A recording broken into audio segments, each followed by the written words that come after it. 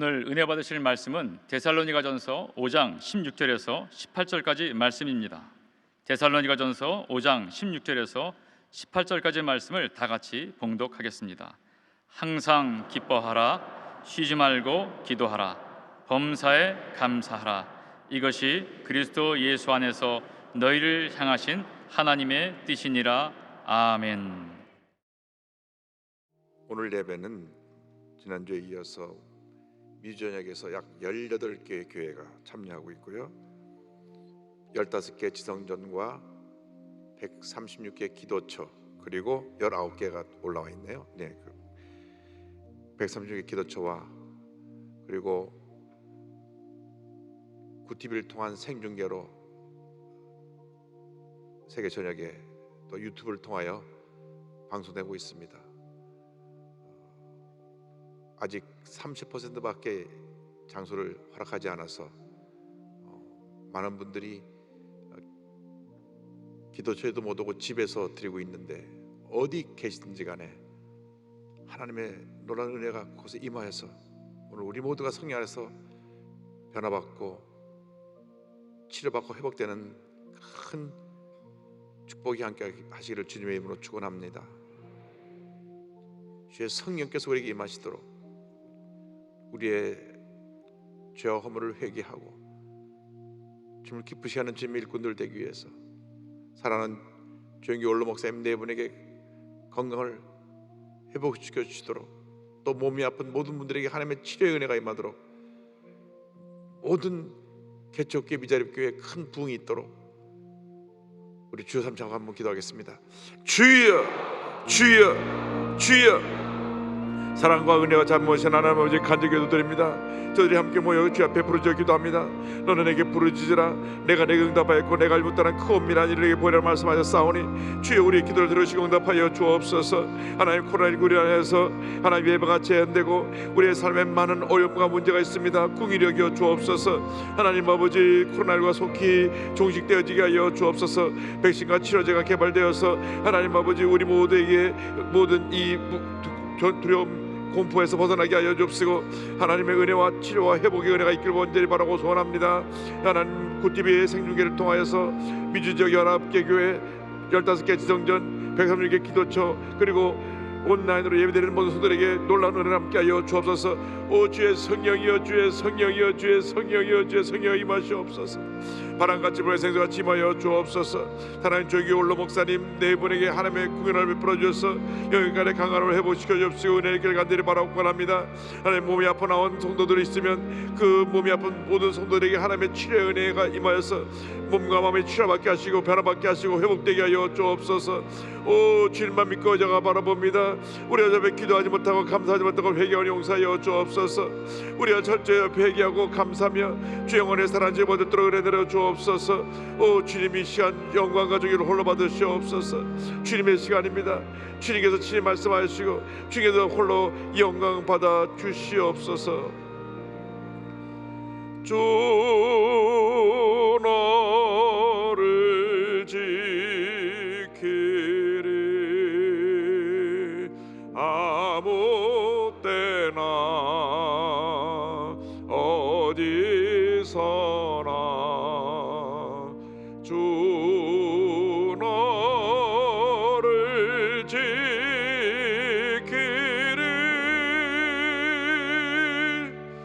늘 지켜주시리.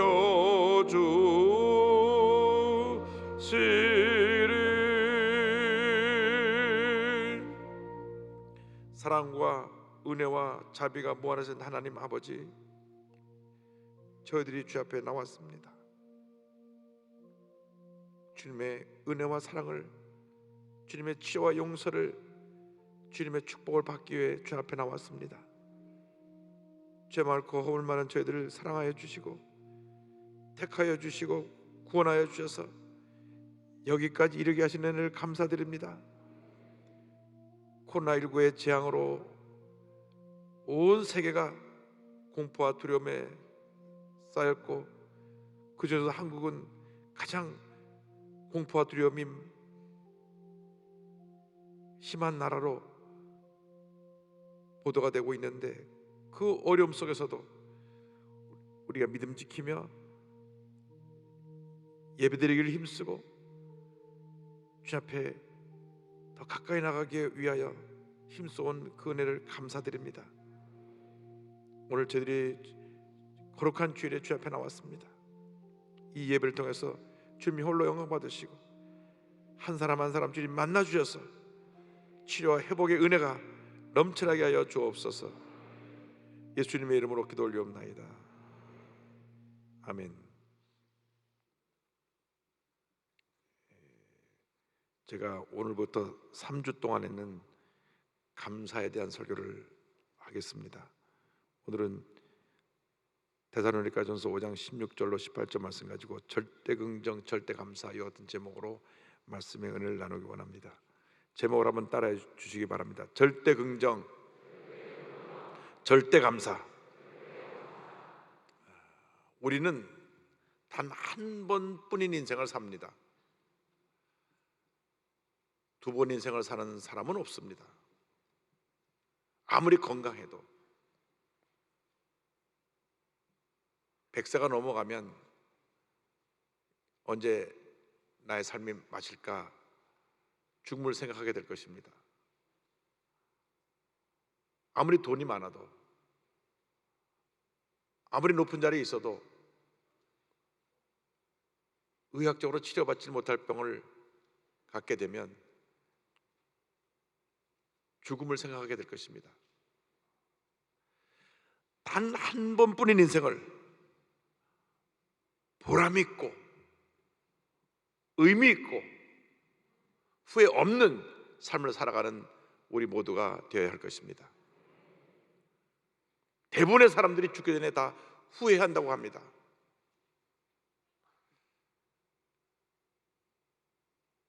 내가 용서하며 살 걸, 너무나 내 마음에 미움과 분노로 평생 살았다. 그래서 후회하며 목숨을 거두는 분도 있고, 내가 좀 더 참고 살 걸, 너무나 내가 내 성질대로 살아서 많은 사람에게 상처를 줬구나, 자신의 못난 성욕 때문에 후회하면서 숨을 거두는 분도 있고, 내가 왜 좀 더 사랑하지 못했나, 나를 사랑해주는 그 많은 사람들이 있는데 왜 그들을 미워하고 갈등하며 다투며 살았는가, 이렇게 후회하며 숨을 거두는 분도 있다고 합니다. 우리 예수 믿는 사람은 그렇게 살면 안 될 것입니다. 그러기 위해서 제일 중요한 것이 우리의 마음 자세를 바르게 하는 것입니다. 이 마음 자세가 우리 일생을 좌우합니다. 그래서 잠언 4장 23절에 모든 지킬 만한 것 중에 더욱 내 마음을 지키라, 내 마음을 지켜라, 생명의 근원이 이에서 남이니라. 행복한 삶, 후회 없는 삶을 살기 위하여서 우리의 마음 자세를 바르게 해야 되는 것입니다. 예수를 믿고 나서 부정적으로 살던 옛사람의 모습을 내던져 버리고 하루를 살아도 주님 안에서 절대 긍정, 절대 감사의 삶을 살아야 하는 것입니다. 오랜 세월 동안 애굽에서 비참한 노예 신분으로 살던 이스라엘 백성들이 하나님의 놀라우신 은혜로 해방받아 애굽을 떠나게 되었습니다. 그 기쁨, 그 감격은 말로 표현할 수 없었을 것입니다. 그런데 문제는 저들이 430년 동안 애굽에서 종살이 하다 보니까 뼛속 깊이 생각이 부정적으로 바뀌어버렸습니다. 그래서 기적적으로 저들이 출애굽하게 되었음에도 불구하고 성경을 보면 그들이 출애굽한 그날부터 불평을 시작합니다. 끊임없이 불평하고 또 불평하고 또 불평합니다. 부정적인 생각에 꽉 사로잡혀서 하나님이 예비하신 그 가나안 땅을 향해 가는 동안에 하나님 앞에서 감사하지 아니하고 원망과 불평을 늘어놓았던 것입니다. 성경은 원망과 불평을 하나님에 대한 불신앙의 모습으로 봅니다. 전적으로 하나님을 믿고 의지하였다면 아무리 힘들고 어려운 상황이 다가와도 감사할 수 있어야 되는데, 그 놀라운 은혜로 애굽에서 해방되어 약속의 땅 가나안을 향해 가는데도 그들은 불평하고 또 불평하고 또 불평했습니다. 성경 민수기를 보면 너무나 많은 불평이 담겨 있어서 민수기를 불평기라 이야기도 하기도 합니다. 그래서 결국 20세 이상의 남자 장정 가운데 긍정적인 고백을 한 여호수아 갈렙을 제외한 모든 사람들이 예외 없이 광야에서 40년 동안 돌고 또 돌고 또 돌고 또 돌다가 다 죽고 그 후손만 가나안 땅에 들어가게 됩니다. 혹시 우리가 그들과 똑같은 삶을 살아가고 있지 않습니까? 어떻게 그들이 그럴 수가 있어? 430년 동안 종살이 하다가 해방을 받았으면 감격하며 너무나 기뻐서 주님을 찬양하며 살아야 했는데, 이렇게 우리가 그들을 비판하고 있으면서도 혹시 우리가 나 같은 죄인이 예수 믿고 구원받아 이 놀라운 은혜 가운데 살고 있으면서도 범사에 감사하지 아니하고 사소한 일에 원망 불평하고 남의 탓을 하고 늘 부정적으로 이야기하는 그런 모습으로 살고 있지 않습니까? 결실과 감사의 계절을 맞아서 우리의 신앙을 점검해 보기를 바랍니다. 요즘 밖에 나가서 이렇게 길을 걷다 보면 무엇을 보십니까? 단풍이 드는 것을 보실 것입니다. 추수의 계절, 결실의 계절이 되면 나무 잎사귀도 아름다운 색깔로 변화되면서 이제 한 해를 만물할 때가 됐습니다, 그렇게 고백을 하는데, 우리가 단풍들은 나무보다도 못하게 주님 앞에 감사한 모습을 나타내지 못하고 원망과 불평으로 살고 있다면 우리는 철저하게 반성하고 우리의 신앙 자세를 바꿔야 할 것입니다. 첫 번째로 우리가 무장해야 될 신앙이 절대 긍정의 신앙입니다. 절대 긍정의 신앙. 그래서 성경은 말씀합니다. 데살로니가 전서 5장 16절에 항상 기뻐하라, 항상 기뻐하라. 긍정적인 신앙 자세의 모습이 기쁨입니다. 기쁨. 부정적인 마음 자세가 마음의 기쁨과 평안함을 빼앗아가는 것입니다. 마음의 기쁨이 사라지니까 염려, 근심, 걱정, 불안, 초조, 미움, 분노로 뒤덮인 삶을 살게 되는 것입니다. 사도 바울은 자기가 절망의 감옥에 살고 있으면서도 오히려 감옥 밖에 있는 빌립보 교인들에게 편지를 보내면서 기뻐하라고 했습니다. 사실 거꾸로 감옥 밖에 있는 사람이 감옥 안에 있는 사람을 위로해 줘야 되는데, 사도 바울은 그 더럽고 냄새나고 춥고 불편한 감옥에 갇혔으면서도 감옥 밖에 있는 빌립보 교인들에게 기뻐하라고 고면합니다. 빌립보서 4장 4절입니다. 주 안에서 항상 기뻐하라. 내가 다시 말하노니 기뻐하라.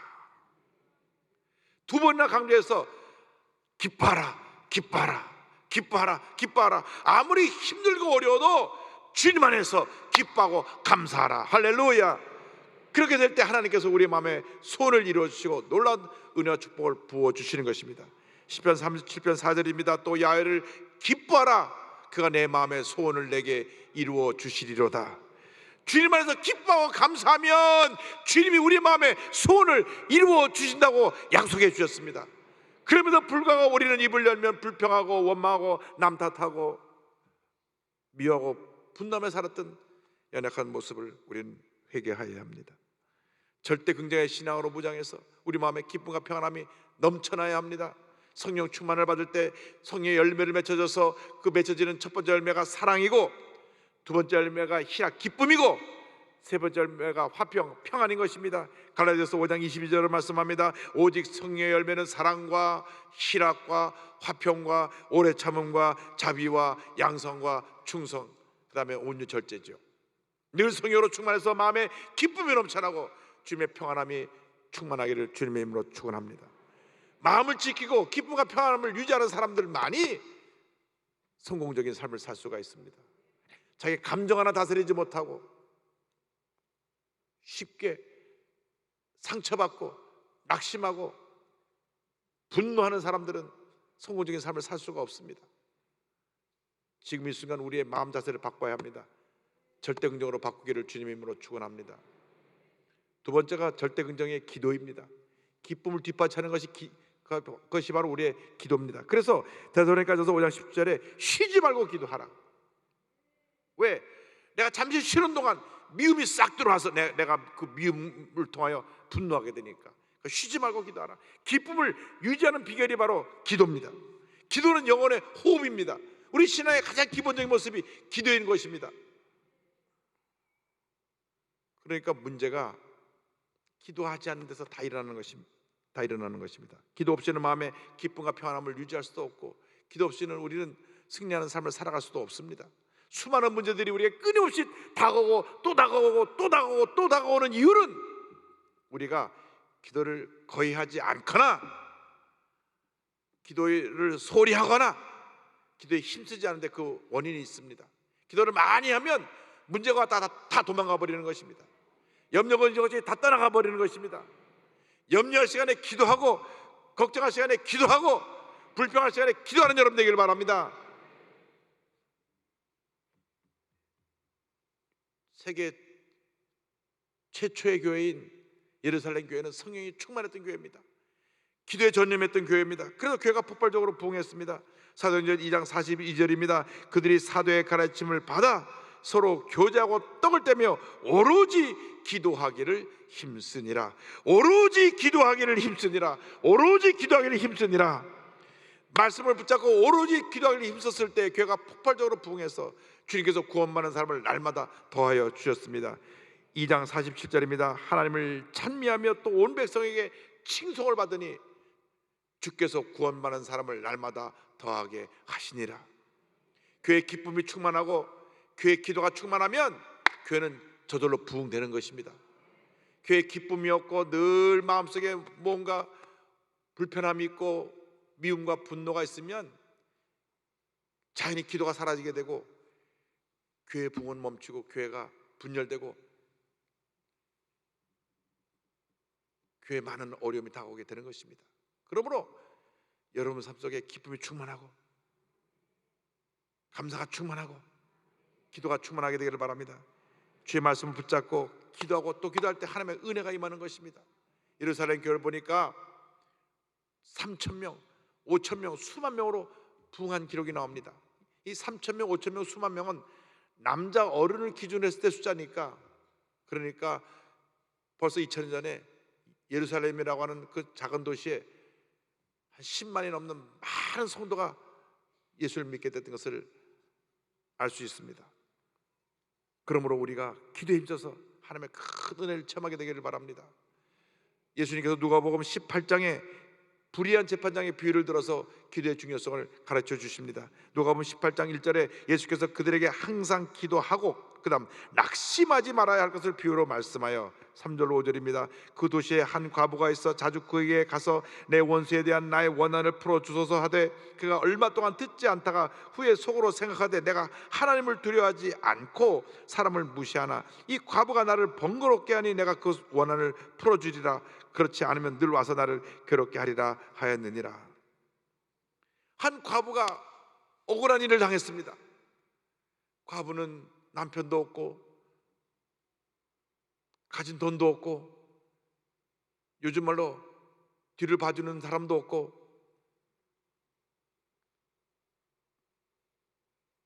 그 과부는 원한을 풀 길이 없는데 유일하게 불의한 재판장에게 가서 부르짖는 것밖에 그가 할 수 있는 일이 없었습니다. 이 불의한 재판관은 뇌물을 받고 재판을 좀 굽어지게 합니다. 좀 힘 있는 사람, 돈을 많이 주는 사람 편으로 재판에 기울기도 하는 그런 사람입니다. 그런데도 불구하고 이 과부가 아침부터 저녁까지 나와서 재판장님, 저 억울합니다. 저를 좀 살려주세요. 이러다 저는 정말 속이 터져 죽겠습니다. 저를 살려주세요.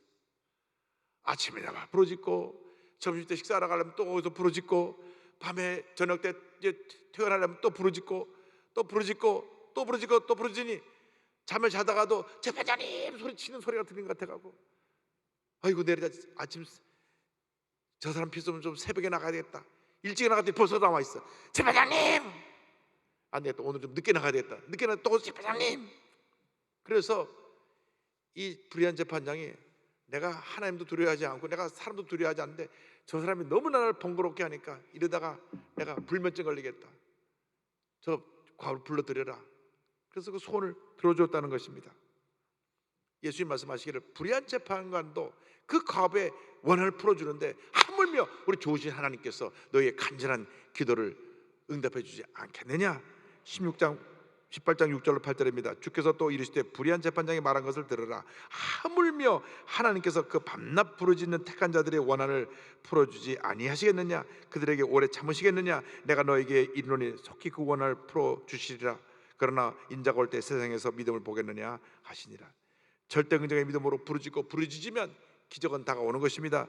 빌립보서 4장 6절입니다. 아무것도 염려하지 말고 오직 모든 일에 다만 모든 일에 기도와 간구로 너희 구할 것을 감사함으로 하나님께 아뢰라.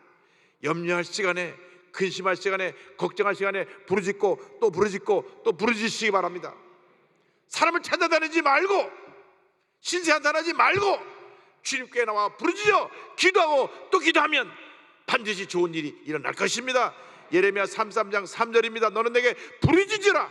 내가 내게 응답하겠고 내가 알지 못하는 크고 은밀한 일을 내게 보이리라. 조지 뮬러 목사님은 60년 동안 12,000명의 구하를 돌보면서 약 5만 번의 기도를 응답받았습니다. 그분의 책을 읽다 보니까 매일같이 응답받은 기록밖에 없어요. 근데 다른 일을 하지 않았습니다. 구원이 어렵다고 여기저기 편지 보내고 돈을 얻으러 다니지 않았습니다. 그냥 엎드려 기도하고 또 기도하고 또 기도하고 또 기도하고 또 기도했습니다. 그 일생은 기도와 응답의 일생이었습니다. 12,000명의 구하를 돌보는데 전혀 부족함 없이 그들을 다 주의 사랑으로 돌보고 먹이고 입히고 하나님 은혜 가운데 구하를 운영할 수 있게 되었던 것입니다. 그것이 바로 위대한 기도의 열매입니다. 그러므로 여러분 이와 같이 기도의 사람들이 되길 바랍니다. 그런데 기도의 응답은 감사로 옵니다. 셋째로 우리에게 필요한 것이 절대 긍정의 감사인 것입니다. 5장 18절입니다. 범사에 감사하라. 이것이 그리스도 예수 안에서 너희를 향하신 하나님의 뜻이니라. 범사에 감사하라. 범사에 감사하라. 이것이 하나님의 뜻, 하나님의 명령이라고 하는 것입니다. 명령이라고 하는 것은 무조건 지켜야 되는 것입니다. 성경에 꼭 해야 할 일은 명령형으로 말씀하고 있습니다. 항상 기뻐하라. 쉬지 말고 기도하라. 범사에 감사하라. 감사하라고 노력하십시오가 아닙니다. 감사했으면 좋겠습니다 아닙니다. 범사에 감사하라. 기도의 열매가 감사로 나타나는 것입니다. 하나님 앞에 기도하며 범사에 감사할 때 놀라운 은혜와 축복이 우리에게 부어지는 것입니다. 감사는 성숙한 신앙인의 모습인 것입니다. 아무리 교회 오래 다녀도 감사가 없는 사람은 초보적인 신앙입니다. 대단히 죄송하게도 10년 20년 믿었는데도 감사가 없으면 아직 초신자와 다름이 없습니다. 그러나 믿은 지 1년밖에 안 돼도 넘치는 감사가 있는 사람은 그보다 더 성숙한 믿음을 가졌다고 하는 것을 잊지 말게 되기를 바랍니다. 모든 일에 감사하시기 바랍니다. 아무리 내가 억울한 일 당하고 속상한 일이 생기고 무시당하고 상처받는 일이 있어도 그때 감사할 때 복을 받습니다. 원망과 불평하면 어떤 은혜도 임하지 않습니다. 긍정적인 사람은 감사를 통하여 자신을 바꿔놓는 것입니다. 그래서 에베소 5장 10절에 범사에 우리 주 예수 그리스도의 이름으로 항상 아버지에게 감사하며 이렇게 권면합니다. 내 힘으로 감사할 수 없기 때문에 예수님의 도우심을 받아서 감사하면 하나님께서 복을 내려주시는 것입니다. 무엇보다도 나 같은 죄인이 구원받아 하나님 자녀가 됐기 때문에, 예수님을 나의 구세주로 모셨기 때문에 우리는 감사하고 또 감사하고 또 감사하고 또 감사해야 됩니다. 골로새서 2장 6절로 7절을 말씀합니다. 그러므로 너희가 그리스도 예수를 주로 받았으니 그 안에서 행하되 그 안에 뿌리를 박으며 세움을 받아 교훈을 받은 대로 믿음에 굳게 서서, 한번 따라해 주세요. 감사함을 넘치게 하라. 감사함을 넘치게 하라. 우리의 넘치는 감사를 하나님께서 기쁘게 받으시는 것입니다. 하나님은 이 감사를 통해서 영광을 받으시고, 하나님은 이 감사가 우리의 삶에 가장 올바른 일인 것을 말씀하시고, 감사를 통해서 우리에게 복을 내려주십니다. 그래서 시편 50편 23절에 이와 같이 말씀합니다. 감사로 제사를 드리는 자가 나를 영화롭게 하나니, 하나님을 영광스럽게 하나니, 그의 행위를 옳게 하는 자에게, 감사하는 자들에게 내가 하나님의 구원을 보이리라. 할렐루야. 그러니까 감사를 하지 않는 사람은 옳게 하지 않는 것입니다. 감사하는 것이 옳게 사는 것입니다. 여러분, 주님 앞에서 바르게 사시길 바랍니다. 불평은 잘못된 것이고 감사는 하나님이 기뻐하시는 것이라는 걸 잊지 않게 되기를 바랍니다. 주님의 은혜 가운데 한평생 감사하며 살아가는 여러분 모두가 되기를 바랍니다. 최근에 미국에서부터 저와 가깝게 지내고 제가 사랑하고 존경하는 우리 지구촌 교회 이동원 목사님이 미국에서 둘째 아드님을 먼저 천국 보내드리고, 천국 환송 예배 때 장례식에서 10가지 감사를 드렸습니다. 그 아들은 미국에서 국제 변호사 자격을 취득해서 EA 스포츠사와 AT&T에서 근무했고, 한국 지구촌 교회와 미국 토렌스 좋은 교회에서 봉사를 했습니다. 올해 2월 달에 대장암 수술을 받고 나서 투병을 하다가 10월 8일 날 43세를 일기로, 너무 젊죠. 43세 일기로 9살 난 아들을 남겨놓고, 부인과 아들을 남겨놓고 하나님의 부르심을 받고 천국에 갔습니다. 부모님이 먼저 세상을 떠나면 땅에 묻지만 자식이 먼저 세상을 떠나면 가슴에 묻는다고 했습니다. 여러분, 사랑하는 아들이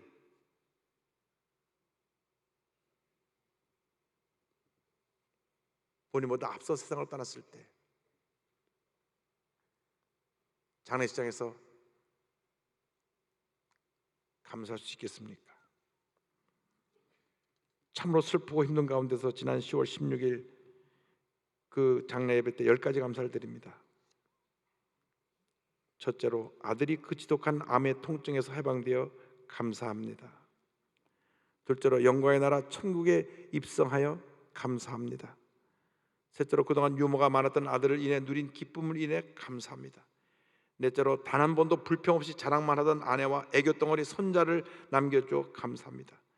다섯째로, 어려서 게임을 좋아하더니 게임 변호사가 된 것 감사합니다. 여섯째로, 아들의 고통을 통해 예수님을 내어주신 하늘 아버지의 고통을 알게 하심 감사합니다. 일곱째로, 아들의 암투병을 통해 수많은 암 환자의 고통과 연대하게 된 것 감사합니다. 여덟째, 또한 자식을 먼저 떠나보낸 수많은 부모들의 고통과 연대하게 되어 감사합니다. 아홉째, 아들의 치유를 위해 기도한 수많은 중보기도자들과 한지체가 되어 감사합니다. 열 번째, 아들이 간 천국을 더 가까이 소망하게 되어 감사합니다.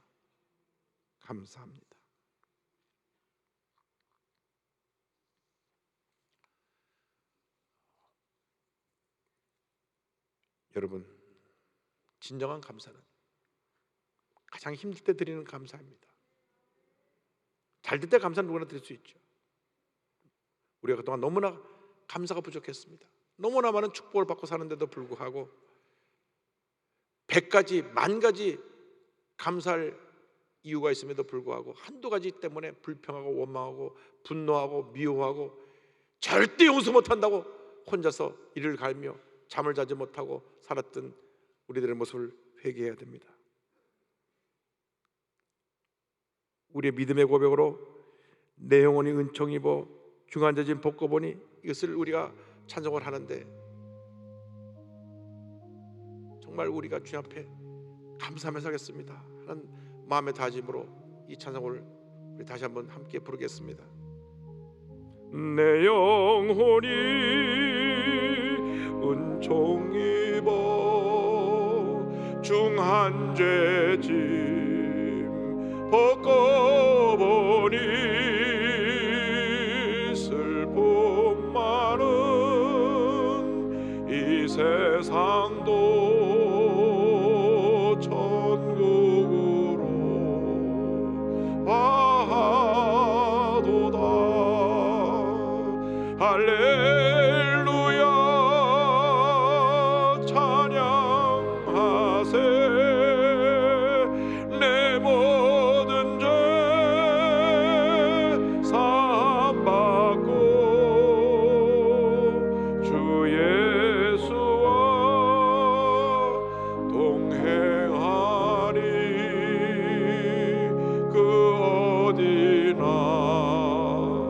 하늘나라. 주의 얼굴 뵙기 전에 멀리 뵈던 하늘나라 내 맘속에 이루어지니 날로 날로 가깝도다. 할렐루야 찬양하세. 내 모든 죄 사함받고 주 예수와 동행하니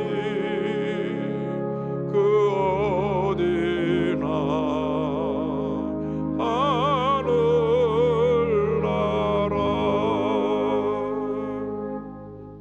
기도드립니다.